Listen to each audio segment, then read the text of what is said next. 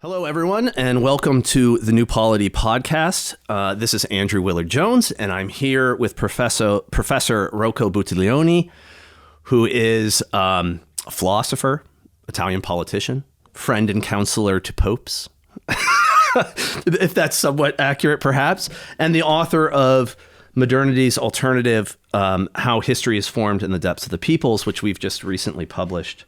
And I was honored to be asked to write an afterword for, which gave me the opportunity to spend a lot of time with the text, to read it, and then also to read a lot of the source material that you were citing around it. And the whole tradition of the theology of the peoples was unknown to me. I mean, I was aware of its existence, but I hadn't really read anything in it. And so as I read it, I was fascinated, and I found an immense amount that helped me deal with problems that I was having in my own political theory and my own understanding of history. And the central idea, if I can just start out here with a little bit of a monologue of sorts, is I think this idea of the peoples, hence theology of peoples, and that peoplehood, the peoples peoplehood is not merely a sort of cultural color to humanity, a sort of cultural decoration, but rather there's something essential and important to peoplehood, to the cultures of peoples, and that introduces a centrality to peoplehood, to the very notion of Christian orthodoxy, or what Christianity is. And so what I thought I would start with is just asking if you could help the listeners understand the significance of what a people is and why it's important. If that's not too broad, I know that's like a huge question, but is there something there?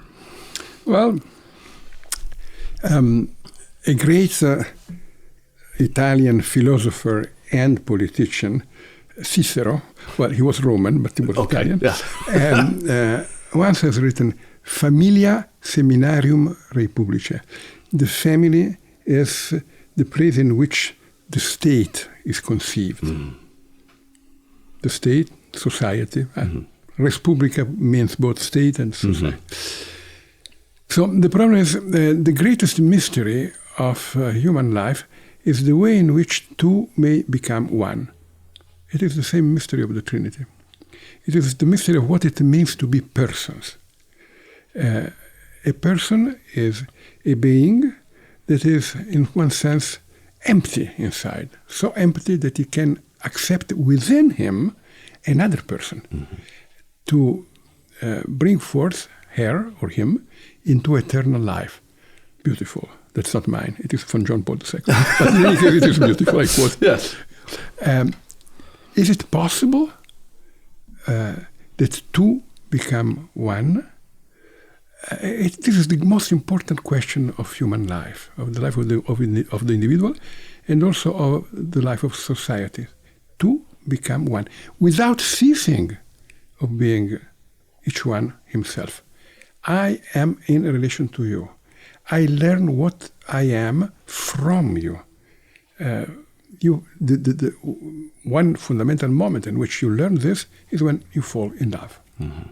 You learn what you are through the eyes of the person who looks at you. I thought I was an insignificant, boring human being, and when she watched me, all of a sudden I felt the spirit of a hero. And we two become one, and then they become also three, because sooner or later she will be pregnant and a child will be born. Mm-hmm. And the child in the beginning will be born within the mother, and then within the relation of the mother to the father. What is this force that unites men? This is the beginning of a we. Mm-hmm. To start thinking not as I, but as we. The emotional center is displaced and encompasses this small community.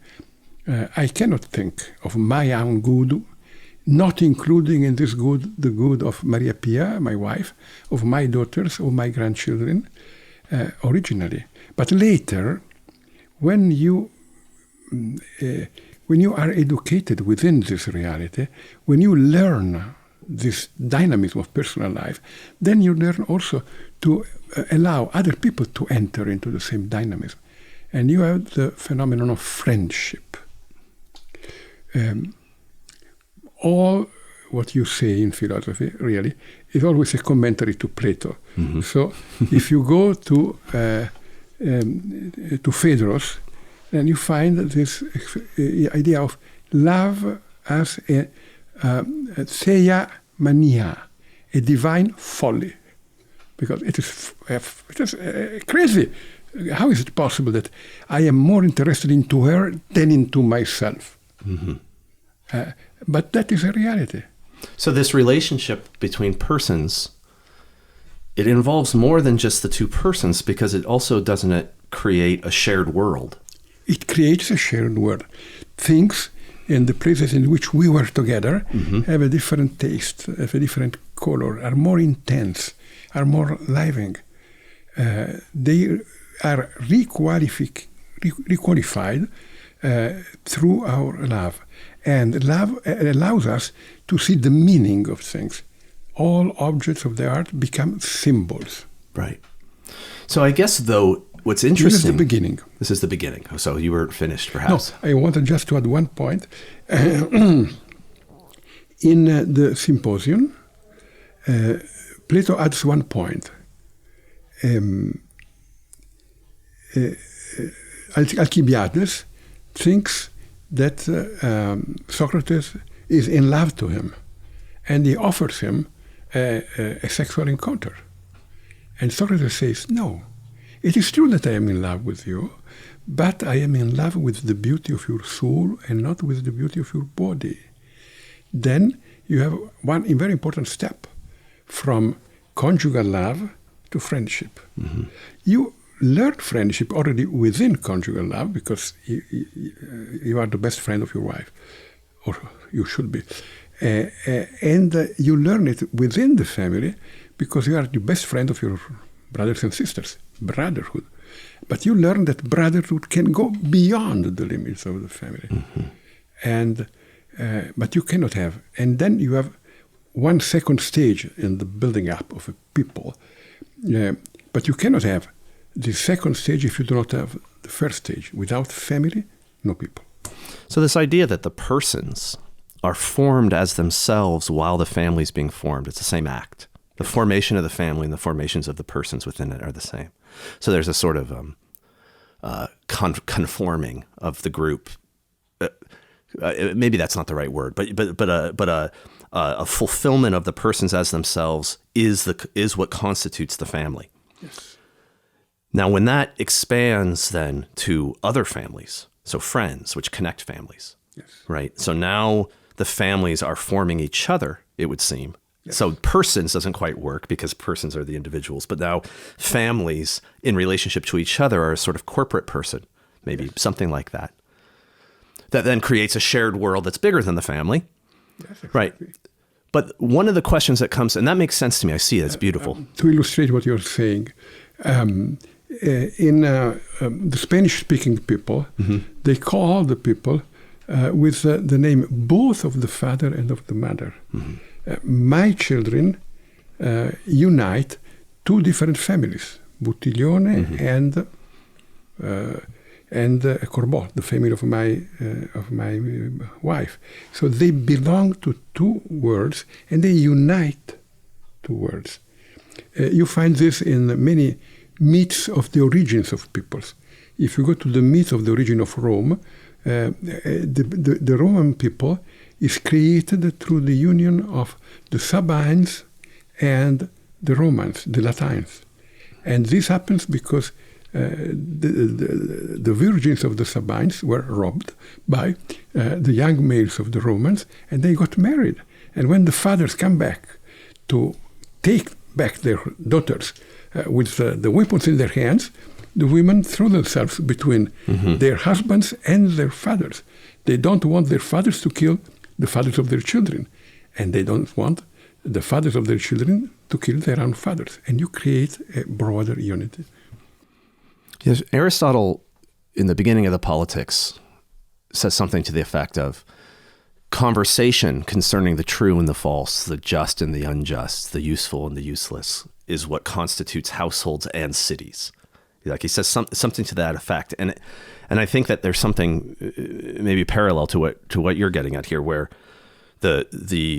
these relationships are also then not only relationships of love in a sort of emotional sense, but also of truth, of discourse, right, of sharing about what's true about the world. Well, this introduces one other dimension, because you can create a unity through power. Mm-hmm. That's where I was trying to get eventually. Yeah.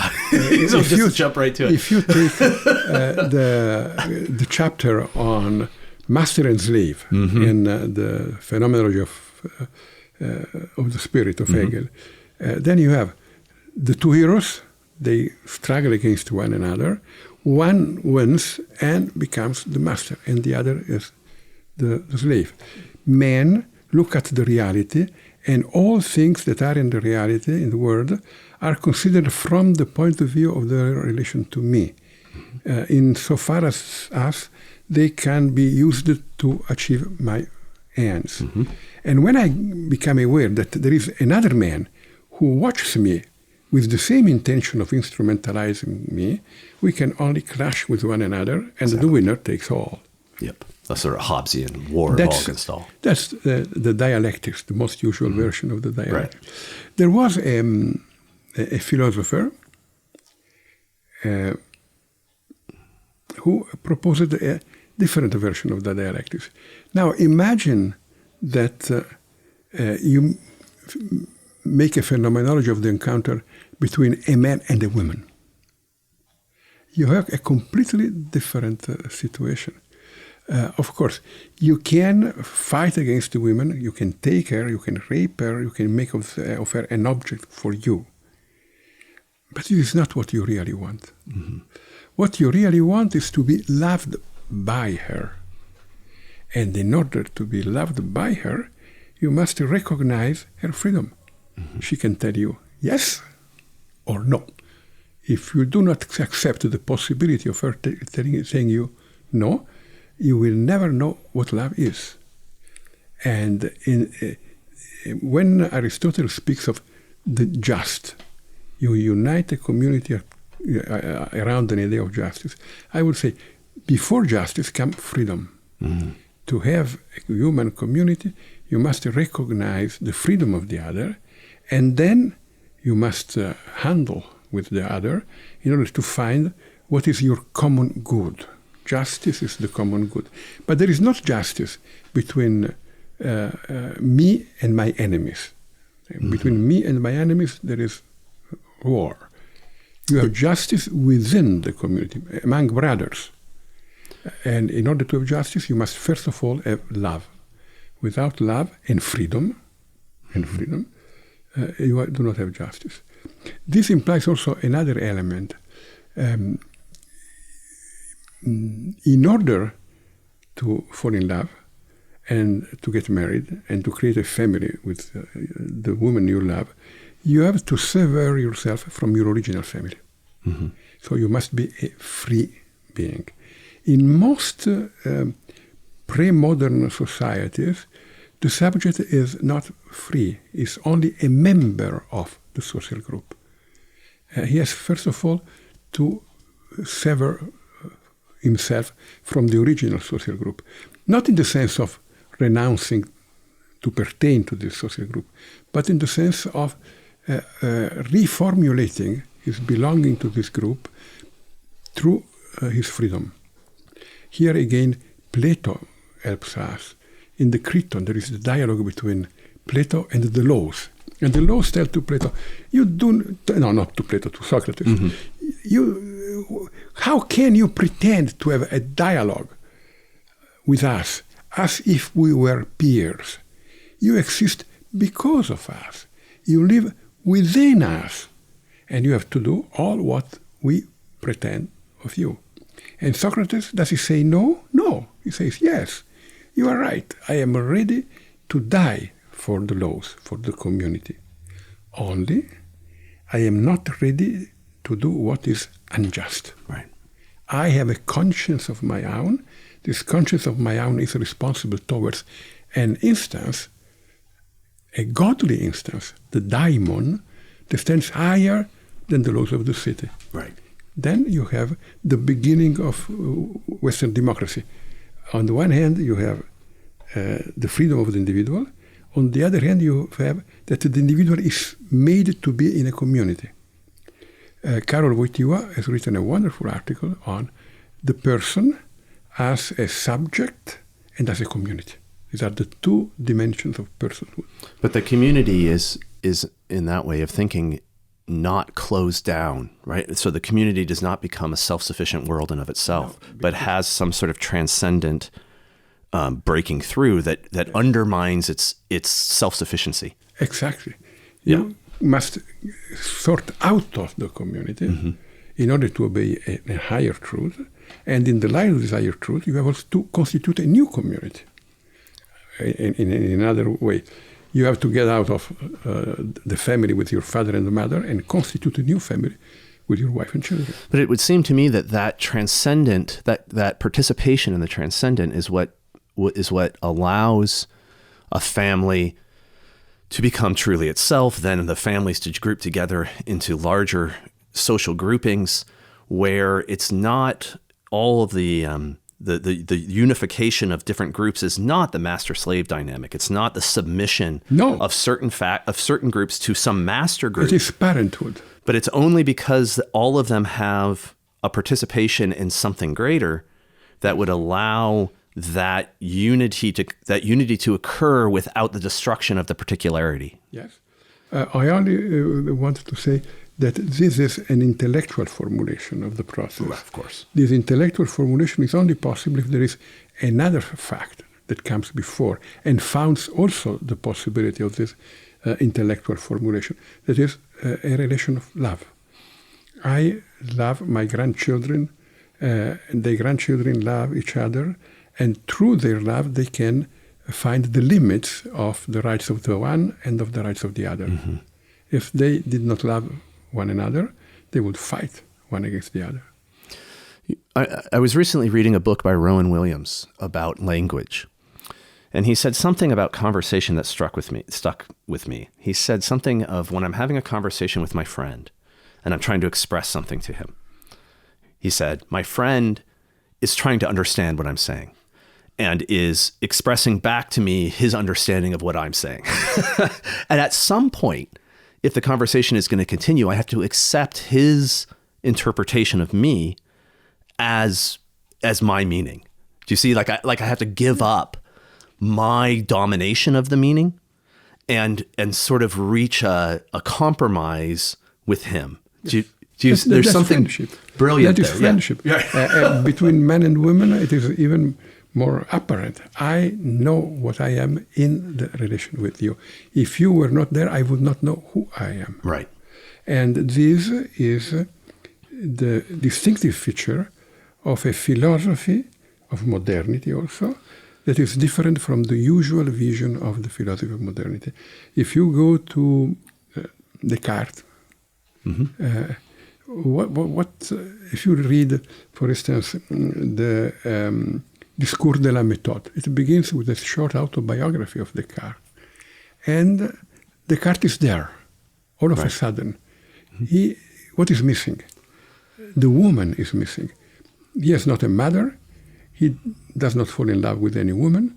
He has no children. Well, he had a daughter, but she had no great significance in his life. What is the great philosophical reform of Wojtyła? Well, he puts in the center not the abstract idea of man. Many people say, modernity begins with man while the Middle Ages began with God. No. But it is not true, because the man of modernity, of this interpretation of Descartes, there are other interpretations also, but of this interpretation of Descartes, is an abstract man. It's not a real man. A real man has a wife, has a children. Has a mother. Has a mother, of a father. I cannot doubt the existence of my wife. I could rather doubt my own existence, but not that of my wife, because she is present in me. Phenomenology has had the great merit of rediscovering these things. The other is present in me. And this is the beginning of the process through which we constitute the we. There are different kinds of we, but you cannot understand what is a people if we do not understand what is a we. The people is one form, one modality of being we. But there poses a problem for me. And that is, if I'm imagining, starting with the relationship, the husband and wife, the man and the woman, to the family, to the groupings of family, to the friends, to, I can imagine, neighborhoods, I can imagine parishes, I can imagine towns. Whatever you want. This all is easy for me. Where I'm having a difficulty is, where do I start drawing lines, right? Where I say, because conceptually, I would imagine that then being a sort of a seamless extension of networks of relationships, and there's no center, right? It feels, and yet when we look at peoples, we see, no, there are centers. There's the grouping focused on Rome, the grouping focused on Paris, the grouping, right? That there becomes boundaries, and that is how do those get formed, and why is it then that we have this privileged idea of a people? There's a sort of unitary, sort of privileged idea that it's not just it's not just one grouping among others, but it seems to have some priority or some distinctiveness. Do you see what I see? Okay. Well, look, St. Augustine, many people say that St. Augustine said. I have been looking for this sentence in the works of St. Augustine. I never found it. They say that, this corresponds to the spirit of St. Augustine. Asemetipso incipit bene ordinata caritas. Well-ordered love begins with yourself. I am in charge of my daughters in a way that is more intense than the way in which I am in charge of my nieces or my nephews. And I am in charge for my nieces and nephews in a way more intense than I am for all the boys and girls of their age in my borough, and so forth. I remember that one day my daughter was driving the car, and her eldest daughter asked her, "Mom," it was the eldest daughter and her brother also, "Mom, I know that this is not going to happen, but just in case, if you and Daddy die, who will take care of us?" And she answered. For a moment, she was shocked. Then she said, "Well, I imagine grandfather and grandmother." After a while, they ask again. And, grandfather and grandmother are rather old. If they die, what happens to us? And she says, "Well, I imagine Aunt Francesca and her husband, they will take care of you." They are young, and they were more serene. So there is a thing that is the structure of parenthood. There is one first form that creates that reality that we call the tribe or the clan. Right. Which feels almost the more natural, or at least the more common form of human association than what we would think of as a nation. It's the first form beyond the family. Right. And of course, the clan implies my daughters, my sons-in-law, my grandchildren, but also the families of my sons-in-law and their brothers, sisters, and so forth. The clan. Then you have another thing. We already said this in part. It is the phenomenon of friendship. The foreigner can be an hostess, an enemy, or an hospice, a guest. Some foreigners become guests of the family, and you create a relation of friendship that is similar to the relation of affinity. But that's not enough. The more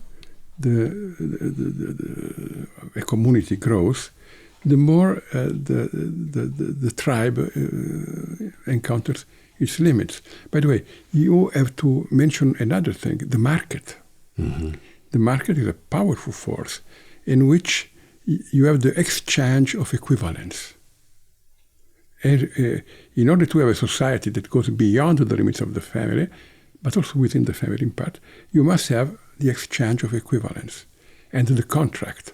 Through the contract, two free will converge in willing the same thing, so that the working collaboration can be organized freely without the imposition of the will of the one to the other. So when you have a market that begins to develop itself, that unites different communities, then you reach the limits of the tribal system. And what happens then? Look to history. One day, the villagers of Attica decided that they wanted to become a city. What did they do? They built a temple. Mm-hmm.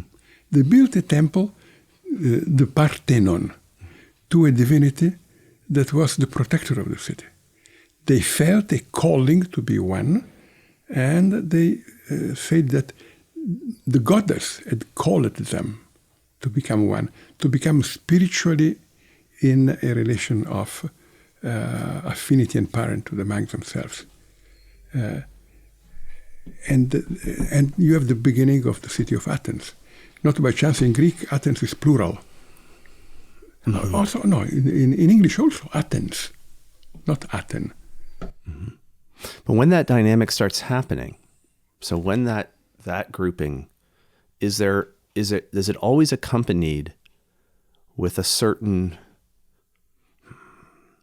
But it feels like before that move, the expansion of these groupings could be almost like a rock into a pond, and they can just go. But then once there's a temple built, you reach a certain limit. There's a certain it turns more inward. It would feel. You see, once there's the God, maybe that's the move.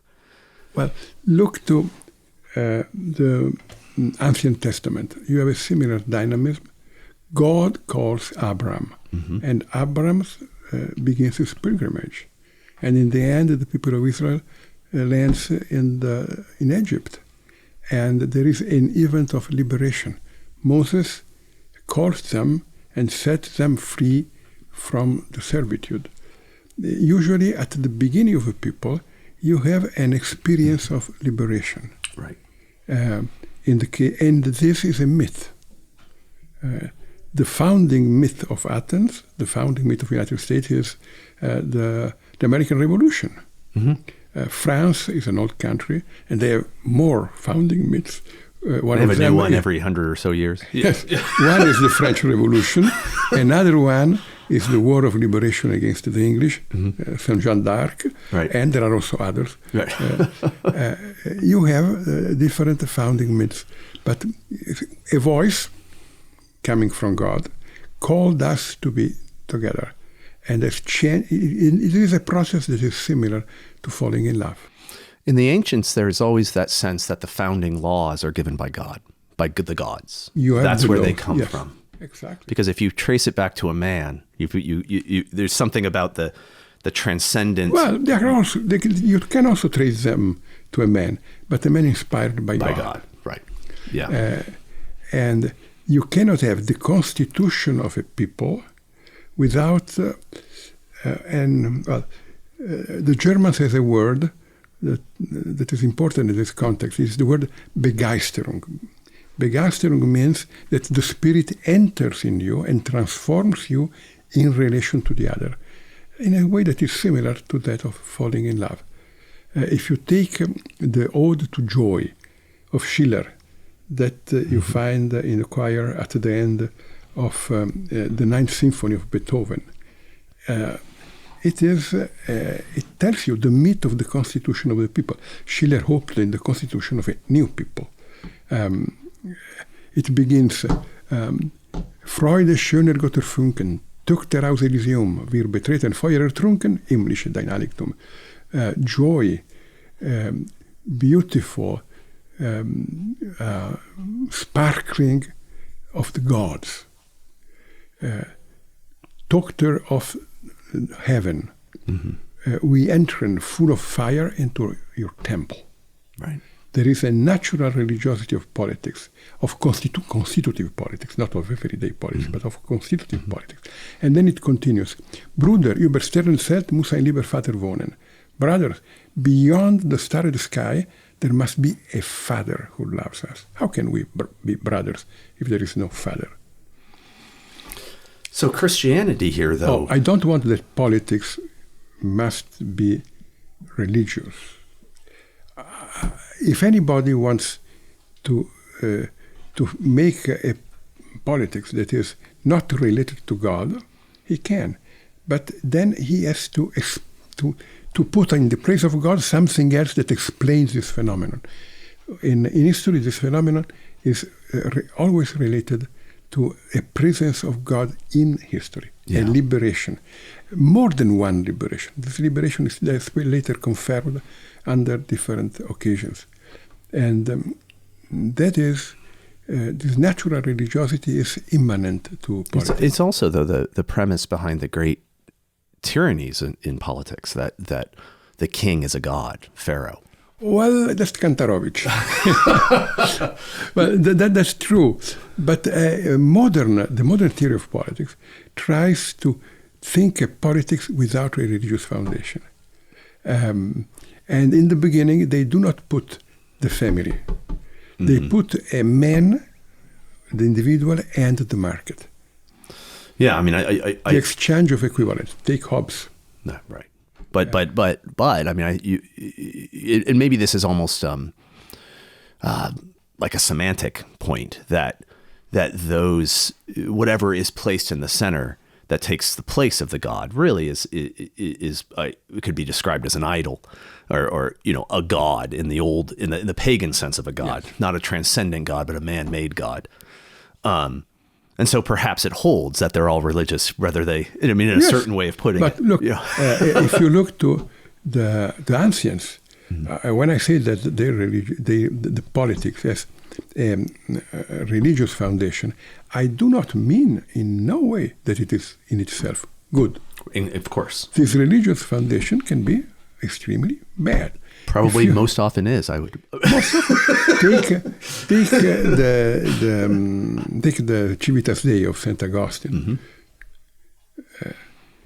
He says that the Romans, they were bad. Yeah.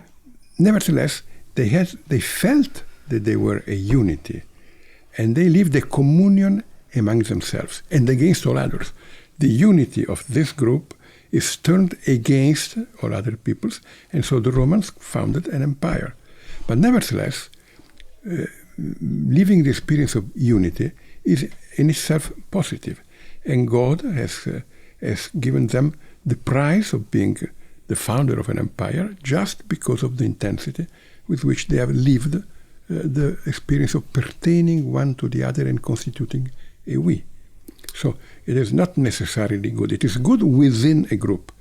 This group knows justice among themselves. That's what Plato says. Even a band of thieves must have justice within itself. Even a band of thieves. Yeah. In order to oppress the others. Right. But they have the movement from this to a universal brotherhood, that's another story. It comes much later.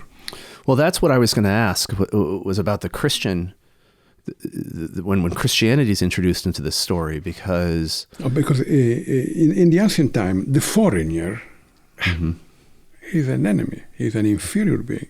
He's a barbarian. Barbarian means from the Greek, and means one who does not speak Greek. Or one who stutters because he does not know the language. Right, and another corollary to that would be exile as the ultimate form of punishment. I mean, that these are connected. What's outside there is not human. It's just like death. Right. But the idea that when earlier we were talking about how the we is formed in the love of persons and then friendships, that there's a sort of ideal nature to that nevertheless I think is rooted in human nature and therefore always present, but that Christianity, when it imagines then a people, it imagines a people as constituted in that sort of relationship. But we know because of the fall and the reality of human society that in fact it seems to be the case that groupings of people are as much formed by domination, by the fear of the other, by war, by, like you said about the Romans, that we are strong, we are good because they are bad. Justice among us, right? In order to be unjust against the others. Right. And so then it raises a question. Well, then does that mean that peoplehood, properly understood, is really a characteristic of Christianity? I mean, that Christianity, the Christian peoples. I would not say that. You wouldn't go that far. Because, there are many peoples who are not Christian people. Right. China, they are people. And you think they would qualify, sort of strictly speaking, not as a system of domination or of slavery? Look. Maybe I'm being difficult here, but you see the problem. Yes, I see the problem. Let us start with the beginning, with the family. Mm-hmm. In the family, I accept my identity to be defined by the person I love. Let us ask the question, is this true? Is this proposition true or false? There are many reasons to think it is true, many reasons to think it is false.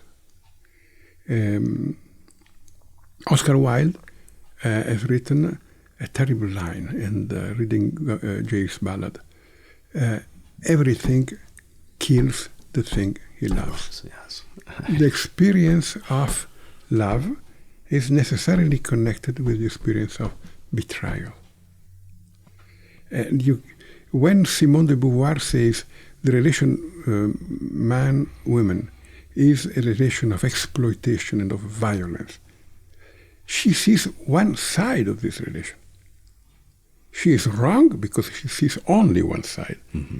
But the idealization of marriage and of love, the romanticism that does not say that it is also a relation of exploitation, is equally false.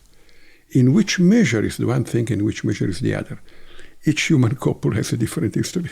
But that makes it very complex, because then we can't get away with a sort of relativism, a sort of, peoples are wonderful and everybody has a people, because there's degrees of peoplehood and degrees there of legitimacy as a people. Yes, but that's not relativism, because the two propositions are both true. Mm-hmm. They are two sides of a living reality. But any given people would always have both, right? Exactly. The city of God and the city of man are everywhere and always intermingled, right? But the degree of which is it a people who's moving towards justice or moving towards injustice? You cannot say it is. You cannot be determined a priori, mm-hmm. And you have to take a wager. The first time you fall in love, you must take a wager. Shall I believe mm-hmm. in this love or not? Shall I invest emotionally, intellectually, physically in this intuition, or shall I not invest because I am convinced that after all it will not last forever, and he who loves more will suffer more, and at the first difficulty I let it go? Mm-hmm. It is a moral decision. The first man who has given us a theory of decisions in conditions of uncertainty was Pascal. In conditions of uncertainty, you have to take a wager, to bet. And you bet according to the probabilities, but also according to the love of your heart. If you love, you are ready to bet on something that is dangerous, improbable, because you love it. And St. Paul says that the history of man, is moving between yes and no. Is this love true or not? It seems yes, it seems no. You cannot say. Are we a people or just In our being a people, there is the expression of a communal love, or it is just a relation of oppression of some over others. There are both. It is both, but not always equal measures of both. Well, this depends. In each situation, you have different measures. And the reason why I'm pressing on this is because it seems, when I think about a family, for example, every family has both love in it to a certain degree and also abuse to a certain degree. Even if hopefully in a loving family it's minor, it's just but even in an abusive family, in different times, there's probably some love, right? That they both have measures of both, and yet there's certain structures or forms that help us identify a happy family versus an unhappy family. We can see it's not always it's always both. It's like, we can see real differences between those two things. And so I'm wondering if, when you look at peoples, are there certain forms that the happy people seems to take versus certain forms that the more unhappy or more unjust people seem to take? And the reason why that matters to me is I'm wondering, the Greeks saying that the city is the perfect form. The city is the size and the form that allows for human flourishing. But then in modernity, it seems that we've landed on this idea of the nation state. There have been empires that have aspired. Wait a minute. Yeah. So is there some? Does peoplehood can proper peoplehood or good peoplehood rest in any of those forms, or are there some more conducive? I think that in any of those forms, you always have this polarity, and the resolution of the polarity of history is Jesus Christ. St. Paul says, history was pendulum between yes and no. Jesus Christ is the definitive yes of God. Through Jesus Christ, a new people is constituted. In this new people, you live the relation of communion, belonging one to the other. This new people is not a people separated from other peoples. It's a people that is dispersed among all peoples of the earth in order to help them to be truly people, in order to help them to let the positive side win against the negative side, in order to transform the original wager into a success. Right. That's the reason why Pope Francis says that the nation, the people, is a myth. It is not a thing that either is there or is not there. It is a perspective, a hope that can be realized in history only if you choose to bet on this possibility. Just like a marriage. Is it a great love? Who knows? In the beginning, who knows? But that points to the truth that resides in peoplehood. By the way, also in marriage, why is the marriage a sacrament? Because it needs to be healed. Mm-hmm. Yes, exactly. Sex is the most important force in human life, but it needs to be healed because in itself, it is like water. Water brings life, but water can also bring death. You can drown, or you can get ill because of the putrefaction of water. But this brings us to this idea that the conversion of the nations is not over and against the nations, but is actually what allows them to become more fully themselves. Exactly. So the things in them that is working against their perfection, that's working against their subsistence, even like the forces of evil that would seek to undermine them from within, are what are eliminated. I mean, to the extent that conversion occurs. They are not eliminated, but to the extent only at the end of the history they will be eliminated. But at least hopefully mitigated. Yes. And that which makes them have more complete being is brought forward. Yes.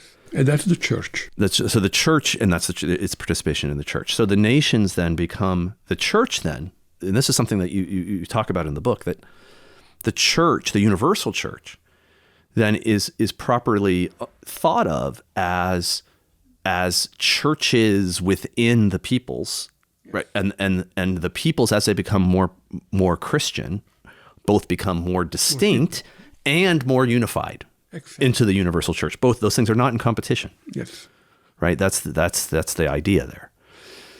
Here there are, again, two sides. One side, we say, this is a people. Do you say in English, this is a people? Sure. Yes. Yeah. Right. There is a people. Is this true? Yes and no.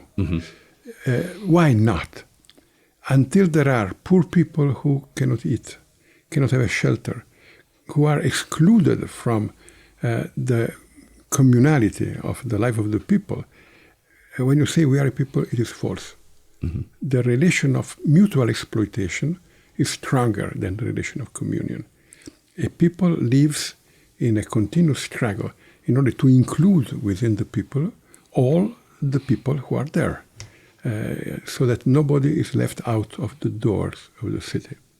Right. In that sort of a scenario, you're almost more looking at some sort of oligarchic people that's oppressing some Yes, class of helots, right? That sort of a scenario. The people exist because there is an elite that calls them to be a people. This elite can be a dominating elite or a leading elite. And here you have the fascinating domain of the relation between elite and people. It is fascinating and complicated and hard to wrap your mind around. On the other hand, you have the problem of the relation among the peoples. And here you have a dynamism that is similar to that of falling in love and of marriage. There is a very interesting book of a certain Adolf Hitler. It is Mein Kampf, My Struggle. And since the first pages, you see who is the enemy of Hitler. The enemy of it, Hitler was an Austrian, but he hated Austria. Austria is the enemy of Hitler. Why? Because the idea of Hitler is the Germans for themselves. A closed community that imposes its will to all others. Am deutschen Wesen soll die Welt genesen. The German essence must heal the world. The world is ill and can be healed only through the German domination. Right. The opposite is the Habsburg Empire. Not the real Habsburg Empire, but the myth of the Habsburg. The idea, right. The idea. The idea is Germany in dialogue with the Slavs and with the Latins. Germany receives its content in this dialogue, can clarify its destiny only in this dialogue, not in the struggle to make them serfs, slaves, but in a kind of marriage of nations. This is a part of the Austrian myth. There is an Hungarian king, Matthias Corvinus, who wrote, Ali gerant bella, tu felix Austria nube. Let others wage wars. You, happy Austria, get married. Because the legend says that the Austrian Empire grew through marriages. Marriages that were marriages of sovereigns, but also marriages of people. Alliances of free peoples under a king who belonged to the one and to the other, because the father was Austrian and the mother was belonged to one of these people. It was a myth. Not always. Sometimes it was not. So these are the two ways in which you can understand your nation. And here you find the difference between a true patriotism and a dangerous nationalism. That's what I was going to ask about, because when I was reading the book, one of the things that so many of the arguments or the descriptions that were in there, I recognize some of the character, the flavor of some of the arguments in my readings of 19th century nationalists. I mean, that you'll hear the idea of friendship or some sort of great solidarity, even the idea of that God, the divine, is imaged imperfectly in each nation. And so the great plurality of nations make each of them fulfilling their own natures or their own destinies is a sort of ever more perfect picture of the divine in the world. I mean, these are this sort of romantic nationalism, but nevertheless capturing some of what you've been talking about, some of the idea of friendships and solidarity and love, sacrifice being the basis of these social groupings. Yes. That nationalism, it seems like that part of the tradition maybe has something. What am I trying to get at? Let me just explain myself for a second.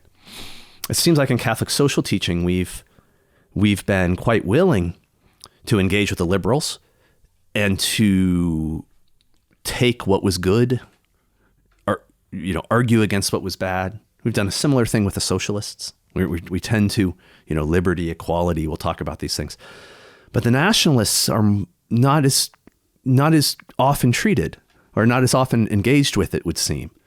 Well, look, I was a disciple, a friend of Karol Wojtyła. Mm-hmm. Karol Wojtyła was a great reader of Polish poetry. And in Polish poetry, you have an old form of nationalism, Mickiewicz, for instance, mm-hmm. in which the nation becomes an absolute reality, a subject, a subject more real than the individual human subject. Mm-hmm. And this kind of romanticism, the first romanticism, is dangerous because it may easily, in the end, lead you to we against all others. Mm-hmm. Then you have a second romanticism, and this is the romanticism of Wojtyła. And here the great poet is Kamil Cyprian Norwid. And here you have the idea the Polish nation can live only in the dialogue with other nations. Norwid is the opposite of Hitler. Exactly. Yeah. What Hitler and not only Norwid. Another name that I wish to remember here is that of the Emperor Charles of Habsburg, the last emperor. Mm-hmm. He wanted to reform the constitution of the empire according to the Habsburg myth, transforming the empire in a society of free people. And of course it was too late and he did not succeed. But one of his friends, Richard Coudenove-Kalergi, wrote a book, Pan-Europa, that stands at the basis of the European Union. So in one sense, the European Union is a last formulation of the sacred Roman Empire. Mm-hmm. That's interesting. But I wonder, you brought up Hitler. By the way, Adenauer, De Gasperi, Schumann mm-hmm. were all members of the association Pan-Europa of Coudenove-Kalergi in the 20s of the 20th century. You brought up Hitler, and I'm glad because it seems like National Socialism, that it perhaps, maybe I'm exaggerating it slightly, but it seems like there's been an almost a taboo placed on the entire nationalist tradition of thought after the war and after the fascists, to where even if people are attempting to express something that's more along the lines of a patriotism or more along the lines of a nationalism that's open and not closed, it still is suspect. It still sounds kind of like those fascist guys. Right? I understand. Yeah. But this is wrong and dangerous. This is wrong and both wrong and dangerous, because there is a natural love of the people for their family, for their neighbors, for the country. Mm-hmm. And if this natural love is not adequately understood, put in relation to the system of human philosophy, then it can easily degenerate. Will you leave the love to the country in the hands of the nationalists? Mm-hmm. It will be a tremendous gift made to them, and in the end they will win. Mm-hmm. You must say, no, this belongs to us. This belongs in front of Hitler. You cannot say, I oppose to National Socialism a kind of universal humanitarianism. Right. And I say, I have written a book, I think last year, on Europa ein neuer Anfang, Europe a new beginning. In this book, one fundamental thesis is they have convinced the people that all great German culture ends in National Socialism. What is the result? We, the Germans, do not have any right to be proud of our history, of our culture, and so forth. And we are not a nation, not a people, but just one section of the world market. And that's really waiting to die out. We are without an identity. We're a remnant of something, like a ruins. Identity. And then you have created the conditions for the growth of an enormous movement on the right that says, no, we are proud of ourselves. And if Hitler is one of us, good, we are proud also of Hitler. Right. Well, on the contrary, a national tradition always has to purify itself, to rejuvenate and purify itself. Well, this is why I was asking about this. And the great German culture is in itself Christian. Indeed. Fundamentally. It ought to be, yeah. This is the reason why I was going down this line of question and asking this, because I think clearly a Christian understanding of peoplehood would deny the legitimacy of some sort of imperialism where one people comes to dominate others. But it would seem to also question the kind of inversion of that, where a people in a certain place loses its ability to be a people because of the importation of different cultures, different peoples, different multicultural. And there's multiculturalism as a sort of inversion of imperialism, a sort of, but with a similar consequence, which is the extinction of peoples. Yes. What are your thoughts on that problem? Well, two things. The first, take the sentence, this land is my land. Mm-hmm. This may be that I possess this land in private property, but this may mean also that I was born here. Mm-hmm. And this land belongs to me because I was born here. And a property of the land implies a right to exclude others from this land. Mm-hmm. This is my land. Not to exclude, not necessarily to exclude, but if anybody wants to come here, he has to ask permission. Right, at least control. And he must accept some basic values of my culture. Mm-hmm. He can retain his own culture. It is his problem, the way in which he succeeds to reconcile his culture with the culture of this land. But this land has a culture. It's not an empty space.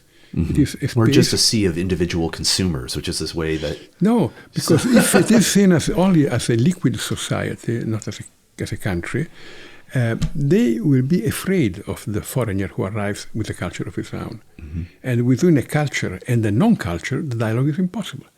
On the other hand, between two cultures, the dialogue is possible. The shock is possible, struggle is possible, but the dialogue also is possible.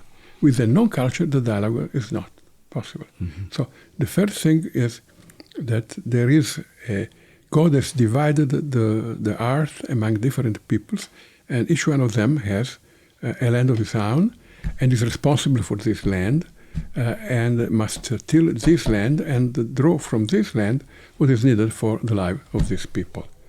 This is one point. The other point is, what shall we do? Mm-hmm. Well, in the ancient people of Israel, every 50 years, the land was divided again among the original families. It was the great Shabbat, in which we recognize that the land belongs to God, God has given the land to us, and we have divided the land among ourselves.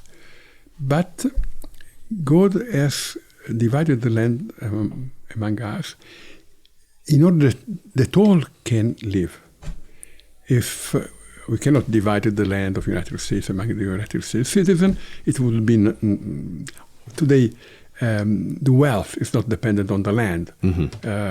Elon Musk, I don't know whether he possesses any piece of land, but very little, I bet. Yeah. His wealth is dependent upon his patents, not about his land. But anyway, this division of the land is legitimate if everybody can live. In the moment in which some are excluded from the possibility of living, for instance, because there is a structural, very high level of unemployment, then this division of the land becomes unjust. This is true within the nation and among nations. Now, the problem is, what happens if somebody has no land to live on? And here, on the one hand, we have an ordo amoris. Love must be ordered, and according to the ordo amoris, I have my land, and others have their land. But if somebody is without land, and here you have the parable of the Good Samaritan. If I meet on the road a child alone, who is his father? Who has to take care of him? If there is nobody else, he is my child. I have to take care. So you may have situations in which some people lose their land. Take the Christians in the Middle East. In many cases, clearly, yeah. If they come back, they are killed. So where shall they go? I think we have a duty to accept them. They are the refugees. They are only a part of the migrants. Most migrants are not refugees. That's what I was going to say. They are economic migrants. Here you have a right of saying no. Yeah, and I guess some of the arguments, at least in the United States, among the sort of more populist side, would be that the migrations are not even natural, but are orchestrated by powers, governments that benefit from the movements of these peoples, to import as many people as possible. This may be partly true, but you would not have migrations if you did not have objective economic conditions at the basis. Of course, that's correct. But then it can become facilitated. As what regards the economic migrants, I think that you cannot have a reasonable migration policy because you cannot say, come, all the poor of the world, come to the United States. This will destroy the United States. But you cannot kill them at the border either. Clearly. So somewhere in between. No. In order to have a reasonable migration policy, you need to have a neighborhood policy. You need to create the conditions for the people not to migrate. You must invest in the social, economic, civil development of the countries of origin of the migrants. This will be good also for your economy because growing, they will become great consumers of American goods and we would all grow together. You need to be aware of the fact that the welfare cannot be defended with walls. You defend your welfare expanding the area of your welfare. But that itself is very dangerous because in order to do so justly, you wouldn't want to. The temptation is for that to be a form of imperialism. I mean, to expand welfare into these other countries is then also an expansion of political influence, an expansion of cultural influence, right? Don't go too far. It depends on the way in which you do it. Right. This implies cultural dialogue, flexibility, and a great respect for the culture of the other people. But you can do that. I am convinced because I did it. I was Minister for European Affairs in Italy, and we did. There was a period in which in Italy everybody was afraid of the Albanians, murderers, thieves, bad people. We made an agreement with the country of origin. We sent back the criminals, and they took them back. Generally, you cannot send back the criminals because the country of origin would not take them. But they accepted to take them back. We have supported their economic development. We have helped to create legal channels of migration for people who came to work and to create the welfare of their family and participate also to the welfare of Italy. Today we have 420,000 Albanians in Italy, and there is no protest against the Albanians. They are perfectly integrated and assimilated. Of course, Italy could do that for Albania, because Italy is big, Albania is small. Right. To do that with the countries of origin in Europe, that is Africa and the Middle East, you need the European Union. It cannot be done only by Italy. But I think that United States have a similar problem with Latin America.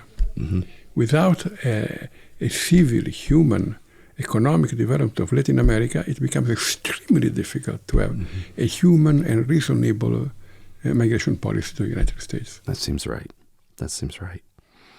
All right. Well, I am. This was a wonderful conversation. Is there anything else that you are dying to get out, or is there anything else that we should talk about? Because I feel like we've wrapped it up pretty well here.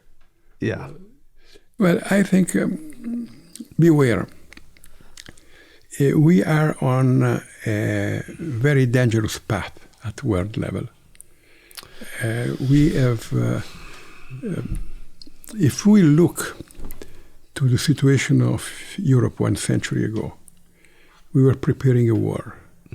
Of course, the main responsible for the war is Adolf Hitler.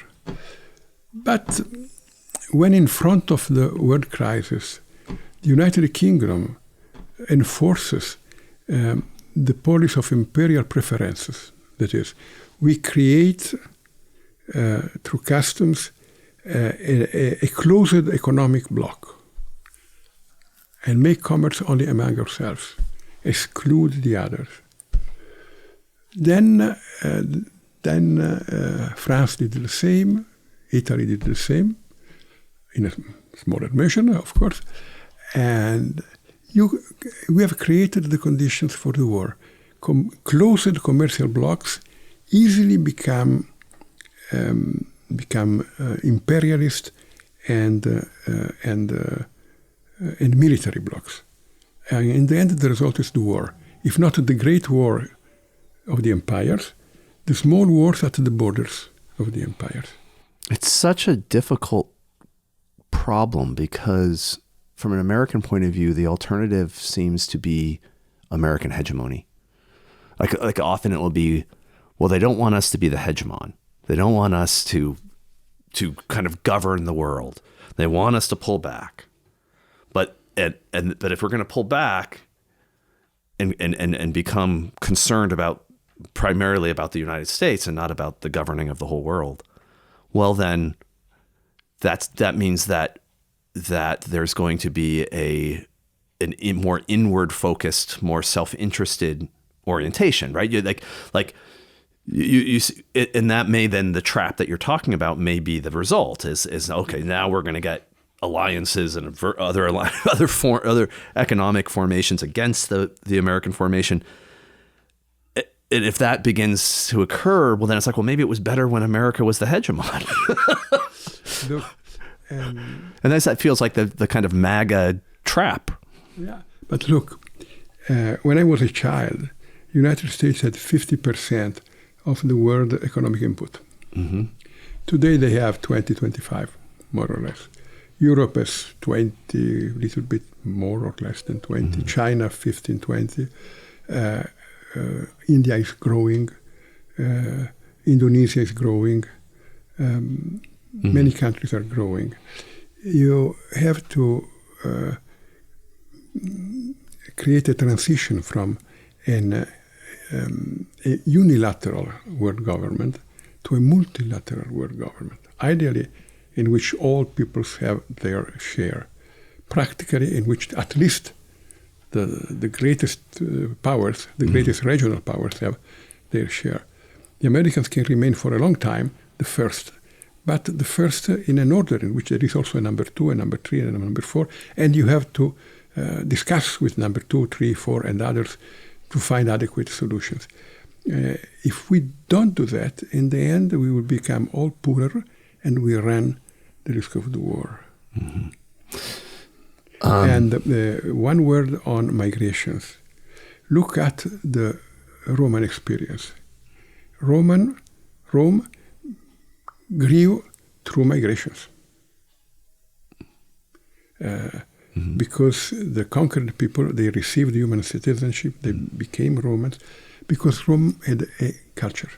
And this culture was capable of assimilating. And the others, they became Romans. They loved Rome. They died for Rome. They built works of art for Rome. Rome became what we now consider to be Rome. In the beginning, it was a tiny village in the Tiber Valley.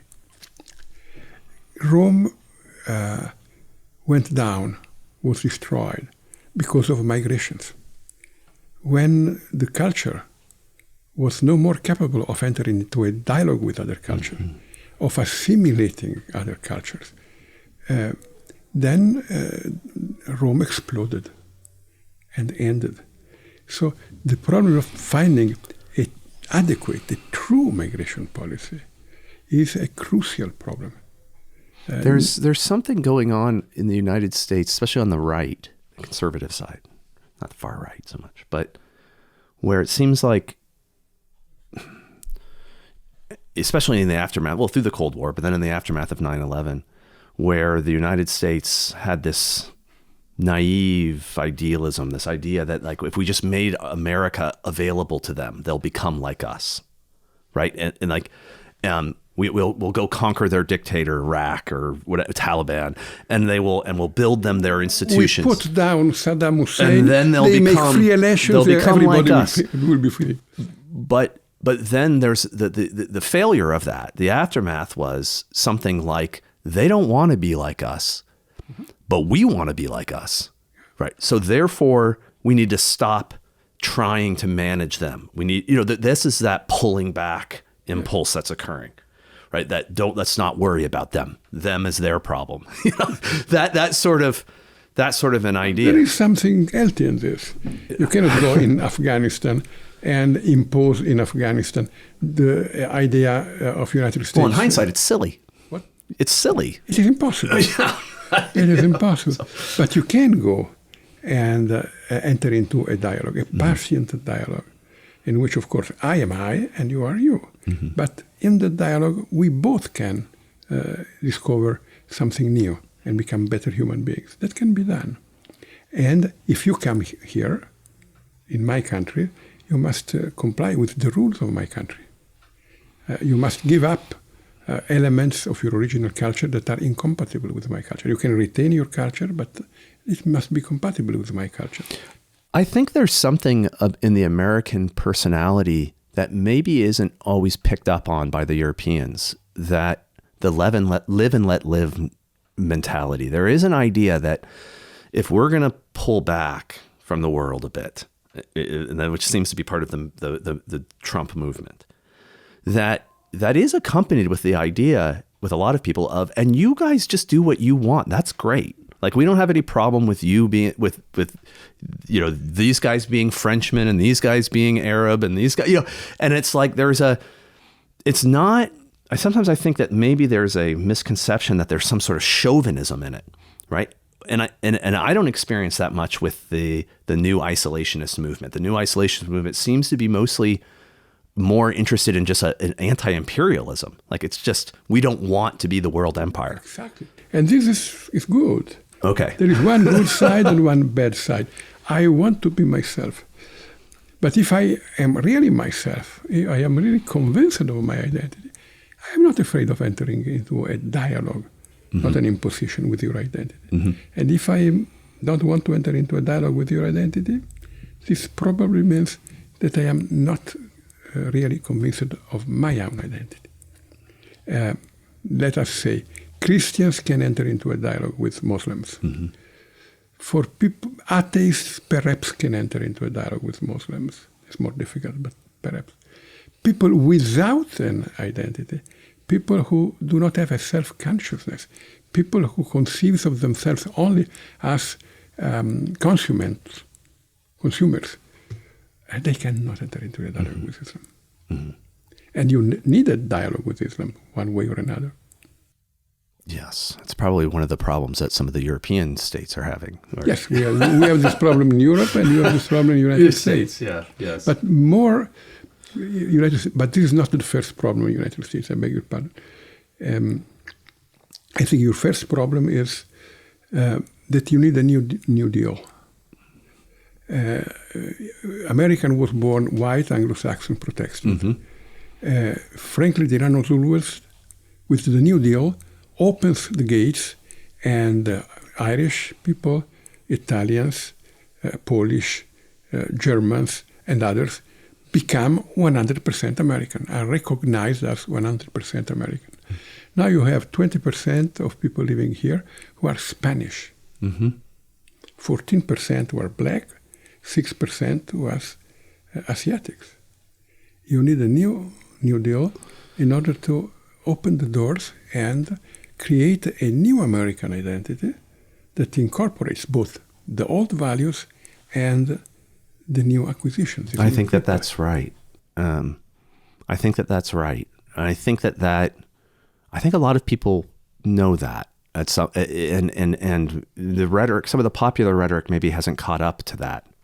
But I think there's a certain almost panic about stopping something that's been happening, right? And then what happens after we stop it is sort of an open question, right? I hope. I mean, I think that's still a possibility. Yes. In the United States. The United States, the American people, I think, are at heart kind and sensitive to the weak. Right? They're at heart Christians. Yes, right. Fundamentally Christians. And so that's still there. And so but I think you're right about that. The real problem for America is to lose an identity, to become a people non-people who have no identity. And if you do not solve the problem of integrating these cultures, the result must be either an America divided in two, or an America that loses culture, that becomes a people without identity. Right, which is, I think, what a lot of the people on the right think their opponents would like, is a world without culture. I mean, a society that has no cultural strength. It is a danger. So dissolving identity into... You have a similar problem in Europe. They speak of Weltbürgertum, citizen of the world. Right, exactly. And they think truly international is a man who loves his country, his culture, and exactly for the reason easily enters into a contact and a dialogue with other cultures. But the man who thinks he is equally at home in Los Angeles and in Shanghai, in Moscow or in London, and who speaks only with people who have the same lack of connection, and is not at home in the poor boroughs of his own city. This kind of man is no leading class. He's also profoundly weak. I mean, there's no strength behind it. Yes. Do you see? So politically, it's like you're just a vote. You have nothing. Like, how much money do you have, and you're one vote? If there is nothing you are ready to die for, you have nothing to live for. Yeah, but you can see then why a certain type of sort of neoliberal global economic would like that. I mean, it would be nice if more people were nothing but their money and their vote. There is a wonderful book of Simone Weil. I don't know how much of Simone Weil is known in the States. The title is L'enracinement, the roots. L'homme déraciné, the man without roots, is a lost man. Yeah. And in this, religion has a fundamental function. It unites people and allows the dialogue of people of the most different origins, because ultimately the root is Jesus Christ. Well, this is one of my great hopes of what's happening in America, because like you said, there's danger. You see danger all over the place. But one of the things that makes me very hopeful is that there's also a resurgence of Christianity going on. There's many conversions. There's much Christian observance is up. A lot of young people. There's lots of baptisms. I mean, that in the United States, perhaps this movement that we're seeing that has the danger of becoming kind of an ultra-nationalist sort of thing, perhaps part of that will be the rediscovery of our Christian roots. Yes. And the embracing of that, which will direct us in the direction you're talking about.